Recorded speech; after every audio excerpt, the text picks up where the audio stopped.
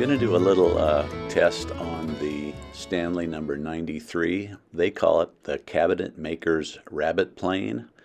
I think we mostly think of this as a shoulder plane. Mine is made in England. I'm not sure that all of them are, but at least this one is. And it seems like a very nicely precision piece of equipment. It has just simple parts. This area that some call the shoe, some would just call the heel of the plane, is where the adjusting knob is located and where the blade rests and where the lever cap rests. You're going to see later that this part of the plane by itself, with the blade and the lever cap in place, can also act as a small chisel plane. I don't know if you've used those before, but it basically just holds a chisel in a precise way to use getting right up against an edge. It would be similar to a bullnose plane, only with no nose at all. So again, most of the time you'd do what this can do with just a chisel. So this goes together in a fairly straightforward way. The lever cap is held on by a screw, and then, like I say, if you use just this heel of this plane alone, it operates as a chisel plane. The adjuster works all totally independently of the larger part of the plane, which is basically the toe of the plane.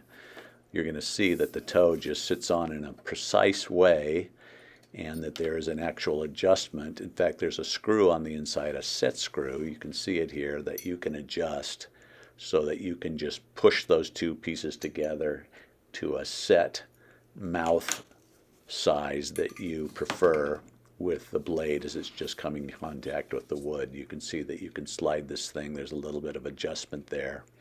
And it's very precise. This is a very nice piece of equipment. It's completely nickel plated.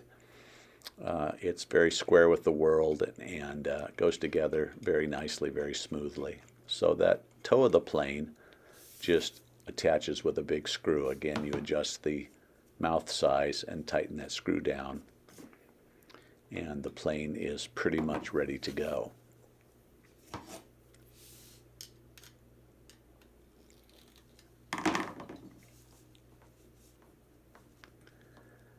You can see the blade adjustment works like any plane, just screws in and out.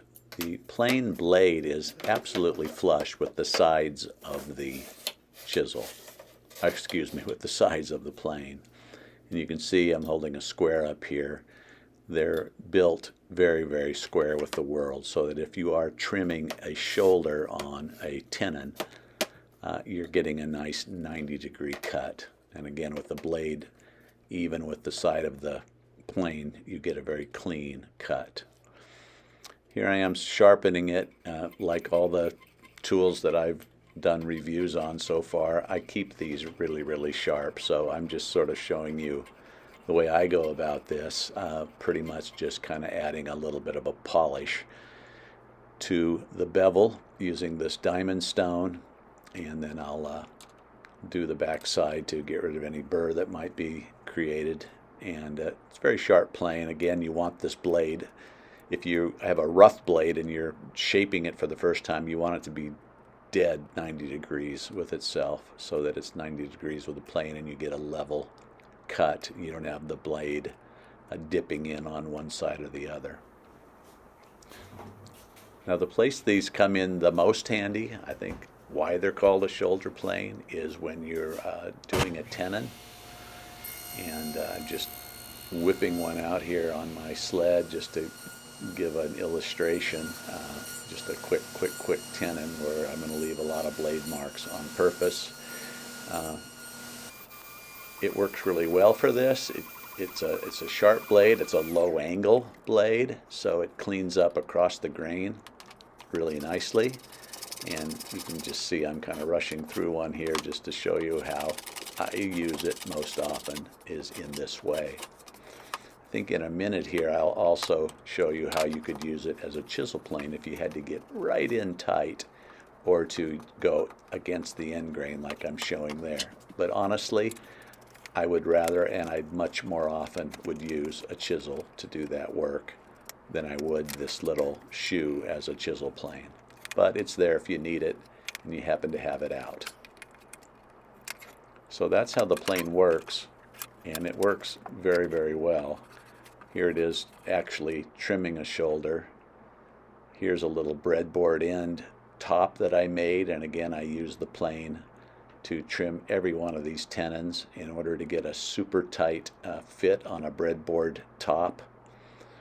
And I'll just whip these out. You'll see me using the shoulder plane to clean up these tenons on those sticks, and you'll see the finished nice tight fit of the breadboard top after I cut those grooves. You'll see that that plane helped me get those nice and tight, and I got a really nice breadboard top out of the deal. So there it is, the Stanley 93. Most would call it a shoulder plane. Stanley calls it a rabbet plane. It's a precision little piece of equipment, and I hope you've enjoyed this video. If you have, I would ask you to please subscribe, and thank you for watching.